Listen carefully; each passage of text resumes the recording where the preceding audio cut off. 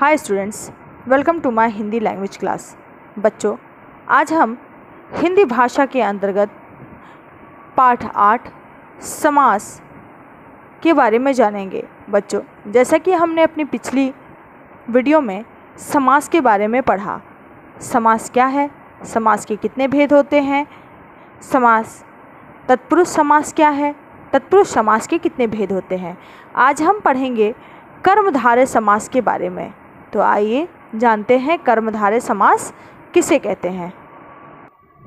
कर्मधारय समास वह समास जिसका पहला पद विशेषण तथा दूसरा पद विशेष्य होता है अथवा एक पद उपमान एवं दूसरा उपमेय होता है, उसे कर्मधारय समास कहते हैं।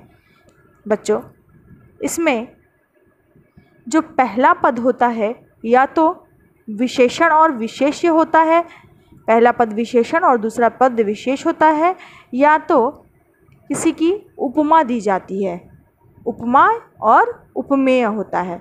अब मैं आपको बताती हूँ विशेषण और विशेष्य में क्या अंतर है। विशेषण किसे कहते हैं? विशेषता बताने वाला शब्द। जब हम ऐसे शब्द जिससे हम किसी की विशेषता बताते हैं तो वो क्या कहलाता है? विशेषण कहलाता है। और विशेष्य क्या होता है? जिसके बारे में जिसकी हम विशेषता बताते हैं वो क्या कहलाता है? विशेष्य कहलाता है। जैसे इसका उदाहरण देखेंगे बच्चों, समस्त पद और विग्रह करके। नील गगन, नील गगन का जो समास विग्रह हुआ है क्या है? वो नीला है जो गगन। यहाँ पर नीला शब्द किसकी विशेषता बता रहा है? गगन की। इसलिए क्या हो गया? विशेषण, और गगन क्या हो गया? हमारा विशेष्य हो गया। तो जहाँ पर किसी शब्द के द्वारा विशेषता और विशेष्य की विशेषता बताई जाती है, वहाँ पर क्या होता है? कर्मधारय समास होता है। जैसे है दुरात्मा, बुरी है जो आत्मा।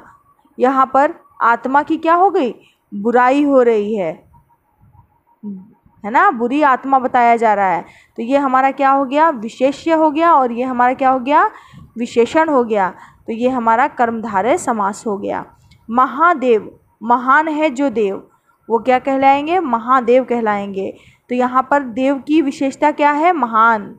देव क्या है? महान है, इसीलिए विशेष्य हो गया और ये विशेषण हो गया। और ऐसे शब्द जहाँ पर आते हैं, जहाँ पर हम किसी की विशेषता बताते हैं, उसके गुणों और दोषों को, है ना, उसके बारे में कुछ अच्छा बोल के, तो वहाँ पर क्या होता है? कर्मधारय समास होता है। अब हम देखेंगे उपमान और उपमेय क्या होता है। जिससे उपमा दी जाए, और उपमेय क्या होता है? जिसकी उपमा दी जाए। हम किसी की तुलना करते हैं ना किसी से, किसी के बारे में उपमा देते कि देखो वो कितना अच्छा है, ये कैसी है, उनसे अच्छा नहीं है। तो ये क्या होता है? ये उपमा, उपमान और उपमेय होता है। जैसे देखेंगे यहाँ पर उदाहरण, समस्त पद समास विग्रह। कनक लता, कनक के समान लता। लता क्या है? किसके समान है? कनक के समान है। घन श्याम, घन के समान श्याम। घन क्या होता है? बादल, बादल के समान श्याम मतलब होता है काला, बादल के समान काला। नर सिंह, सिंह रूपी नर। नरसिंह मतलब क्या होता है? सिंह रूपी नर। ऐसा व्यक्ति जिसके अंदर सिंह की, शेर की ताकत हो, उसे क्या कहा जाएगा? नरसिंह कहा जाएगा। तो इससे मुझे लग रहा है आपको स्पष्ट हो गया होगा कि उपमा और उपमेय क्या होता है, विशेषण और विशेष्य। ऐसे शब्द जहाँ पर किसी की उपमा उपमेय बताई जाए, जहाँ पर किसी की विशेषता बताई जाए, है ना, वो शब्द क्या कहेंगे? क्या कहलाएंगे? कर्मधारय समास कहलाएंगे। अब हम पढ़ेंगे अव्ययी भाव समास। वह समास जिसका पहला पद अव्यय हो एवं उसके संयोग से समस्त पद भी अव्यय बन जाए, तो उसे अव्ययी भाव समास कहते हैं। जैसे आजन्म, जन्म से लेकर, घर घर, प्रत्येक घर, प्रत्यक्ष, आँखों के सामने, ये सब क्या है? पहला पद क्या है? आ क्या है हमारा?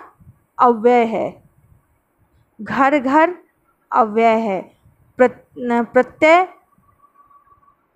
प्रत्येक अव्यय है। प्रत्यक्ष, आँखों के सामने, ये क्या है? अव्ययी शब्द हैं।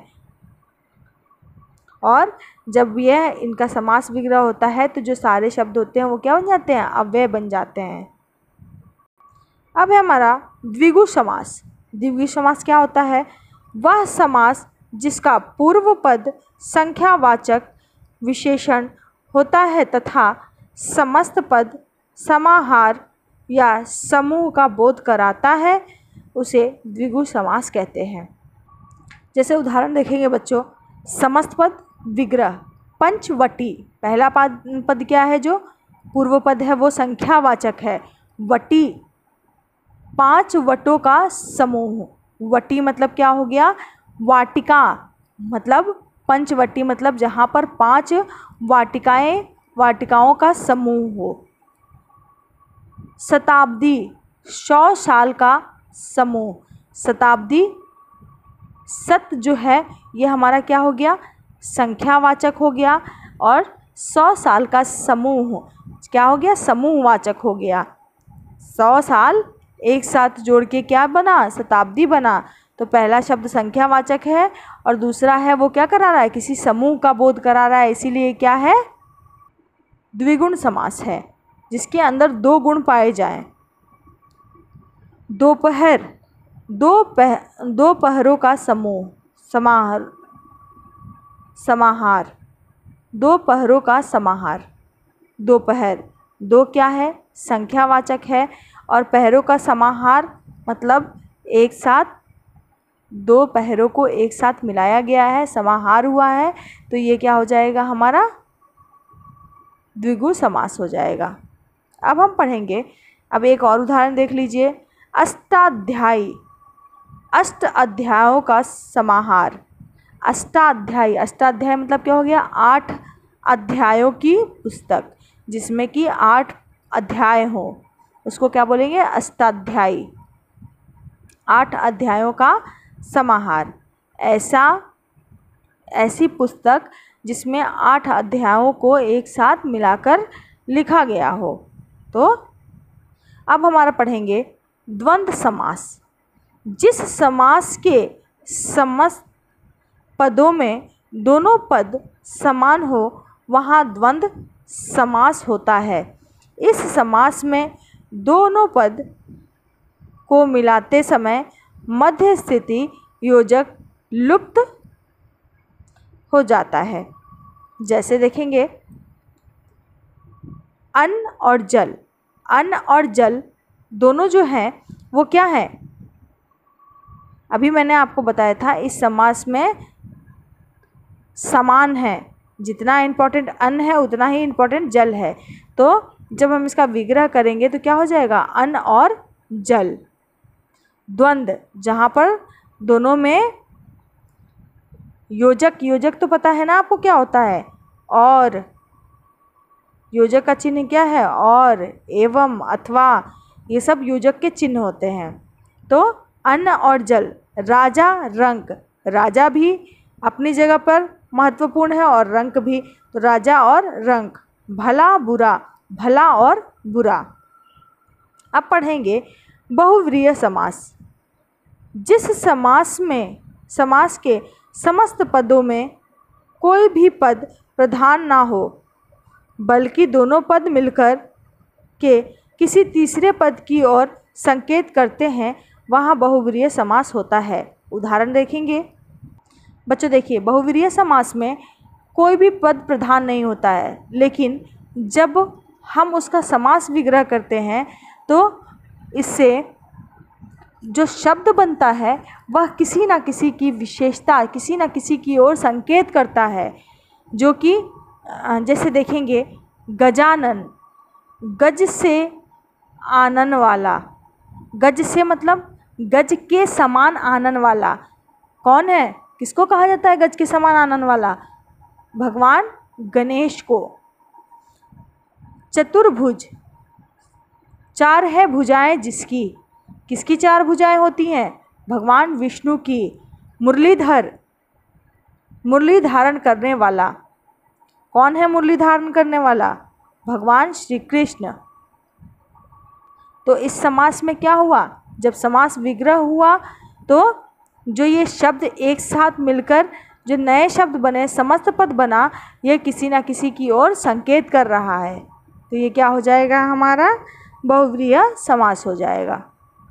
अब बच्चों, इस प्रकार मैंने आपको समास के 6 भेदों के बारे में बता दिया। अगर आपको इसमें कुछ भी ना समझ में आए तो वो आप अपनी कक्षा में पूछ सकते हैं। धन्यवाद।